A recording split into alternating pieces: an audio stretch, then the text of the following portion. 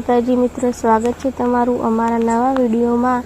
તો આજે આપણે વાત કરીશું શેધા ગામના બોઘરા કૂવાની બીબડી સિકોતરમાંના ઇતિહાસની। તો વિડીયો એન્ડ સુધી જરૂર જોજો। કહેવાય છે કે ઘણા વર્ષો પહેલાં રજવાડાના સમયની આ વાત છે। ગુજરાતના હાલના રાધનપુરમાં પહેલાંના સમયમાં મુસલમાન નવાબનું રાજ ચાલતું હતું। નવાબને એક ઉમા નામની દીકરી હતી। દીકરીને કામરૂ દેશની વિદ્યા ભણવાની ખૂબ જ ઈચ્છા હતી। ઉર્મા થોડી મોટી થાય છે એટલે એ કામરૂ દેશમાં જવાનું વિચારે છે। એવામાં એક દિવસની વાત, રોજાનો સમય ચાલતો હતો। એ વખતે ઉર્મા ઉનાવા જવા નીકળી પડે છે અને ઉનાવા જઈને મીરાદાતાના દરગાહના દર્શન કરીને કામરૂ દેશમાં વિદ્યા ભણવા માટે જવાનું નક્કી કરે છે। એટલે રાધનપુરથી નીકળી ચાલતા ચાલતા અંથારી ગામમાં પહોંચે અને ગામ કૂવે પાણી પીવા જાય છે। ત્યાં કૂવે રાજપૂતની દીકરી પાણી ભરવા આવેલી હતી।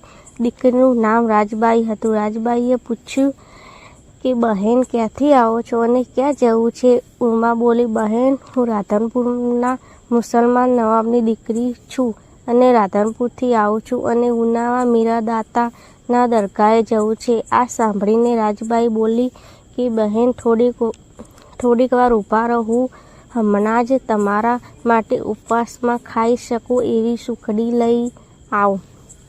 ઉર્મા ગામ કૂવે ઊભી જ રહી અને રાજબાઈ ઘરે જઈ એમને માને વાત કરી કે રાધનપુરના નવાબની દીકરી આપણા ગામમાં આવી છે।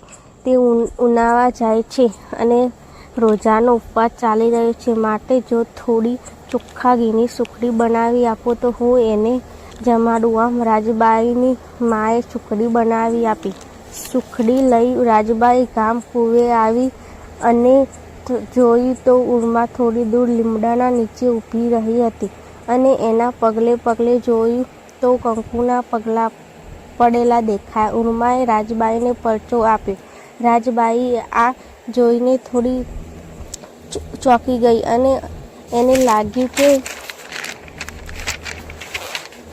નક્કી કે આ કોઈ દેવી શક્તિ લાગે છે। રાજબાઈએ ઉર્માને સુખડી જમાડી અને ત્યાંથી ઉર્મા ઉનાવા જવા નીકળી। આ જોઈ રાજબાઈ પણ એમની પાછળ પાછળ જવા લાગ્યા।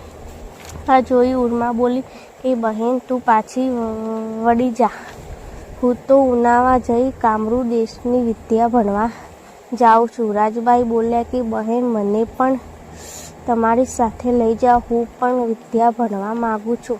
આપણે બંને બહેનો સાથે રહીશું।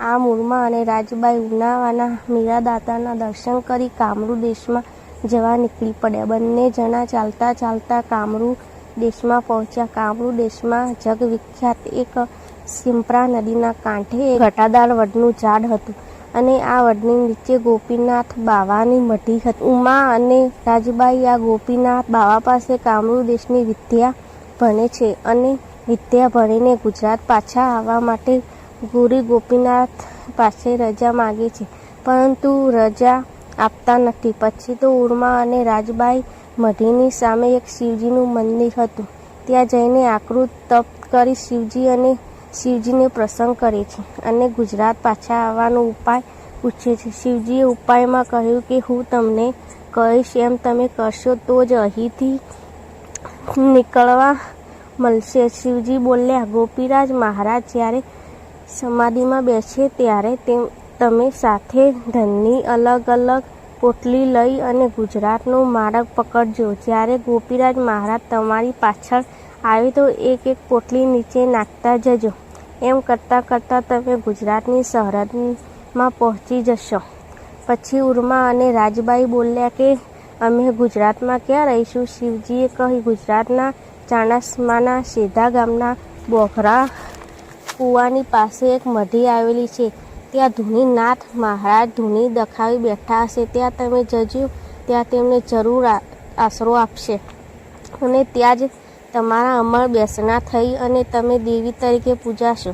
આમ શિવજીએ કહ્યા પ્રમાણે જ બને છે અને બંને કામરૂ દેશમાંથી ગુજરાતમાં ફરતા ફરતા ચાણસ્માના શેધા ગામમાં આવે છે।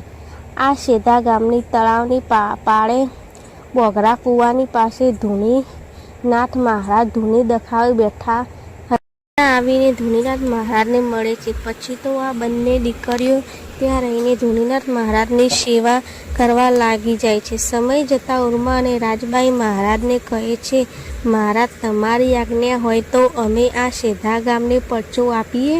મહારાજ બોલ્યા, આ ગામમાં હીરાજી અને રૂપાજી ઠાકોરની ચોકી ચાલી રહી છે. એમને ખબર પડશે તો તમને જીવતા નહીં મૂકે.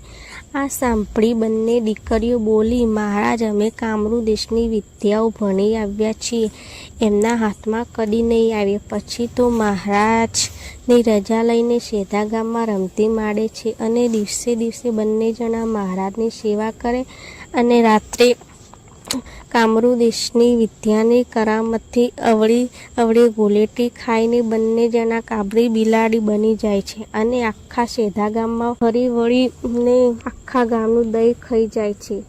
આવું 2-4 દિવસ બહુ જ ચાલ્યું. એટલે આખા સેધા ગામમાં રાત પડી કે આખા સેધા ગામનું દહીં ક્યાં જાય છે. પછી તો રૂપાજી અને હીરાજી ખુલ્લી તલવાર વડે ચોકી કરે છે, પણ દહીં ક્યાં જાય છે ત્યાં કોઈ ખબર પડતી નથી. આમ ઉર્મા અને રાજબાઈ રોજ રાતે કાબરી મીનાણીનું રૂપ લઈ આખા ગામનું દહીં ખાઈ જાય છે. પછી રૂપાજી અને હીરાજીને શંકા થઈ કે બોઘરા કૂવાની પાસે ધૂનીનાથ મહારાજની મઢીમાં 2 દીકરીઓ નવી આવી છે, એની મારે ચોકી કરવી પડી. પછી રૂપાજી અને હીરાજી બોઘરાના કૂવે આવીને ચોકી ભરવા લાગ્યા. રાત્રે આખું ગામ સૂઈ ગયા પછી બંને દીકરીઓ પથારીમાંથી બેઠી થઈને અવળી ગુલેટી મારીને કાબરી બિલાડીઓ બની જાય છે અને સેધા ગામમાં જાય છે. રૂપાજી અને હીરાજી આ બધું જોઈ રહ્યા હતા.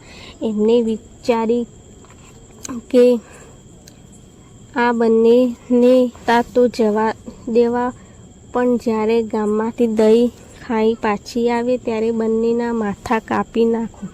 પછી તો બંને બિલાડીઓ દહીં ખાઈને પાછી આવે છે ત્યારે રૂપાજી અને હીરાજી ઉઘાડી તલવારે માથા કાપવા તૈયાર જ હતા. પણ આ જ દિવસે સિંપરા નદીના કાંઠે શિવજીએ વરદાન આપ્યું હતું કે પૂરું થતું હતું. શિવજીએ કહેલું કે તમે સતી થશો અને દેવી તરીકે પૂજાશો. આમ જ્યારે બંને બિલાડીઓ સામે આવે છે ત્યારે રૂપાજી તેને મારવા જાય છે, પરંતુ બંને બિલાડીઓ તેમને કૂદીને ભાગવા લાગી. પછી તો બિલાડીઓ આગળ અને રૂપાજી પાછળ ખુલ્લી તલવાર લઈને મારવા દોડે છે. મઢી આગળ પહોંચતા જ એક બિલાડીને તલવારનો ઝાટકો માર્યો અને તરત જ બિલાડી ફૂલનો દડો બની ગઈ અને આગળ જતાં બીજી બિલાડીને બોઘરાના કૂવા પાસે ઝાટકો માર્યો, પણ ત્યાં તે ફૂલનો દડો બની ગઈ. આ જોઈ રૂપાજી ત્યાં જ ચકિત થઈ ગઈ અને પછી ધૂનીનાથ મહારાજ